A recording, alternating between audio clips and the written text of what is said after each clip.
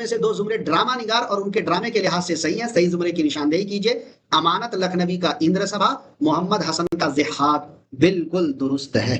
क्या है? बिल्कुल दुरुस्त है। आगा हश्र का अनारकली नहीं है, कट जाएगा। मोहम्मद हसन का इंद्र सभा नहीं है, ये वाला ऑप्शन कट जाएगा। इम्तियाज अली ताज का ज़िहाक नहीं है। हबीब तनवीर का यहूदी की लड़की नहीं है। हबीब तनवीर का आगरा बाजार है। और आगा 17 का बहुत लोग बी दे रहे हैं, जो कि गलत आंसर है।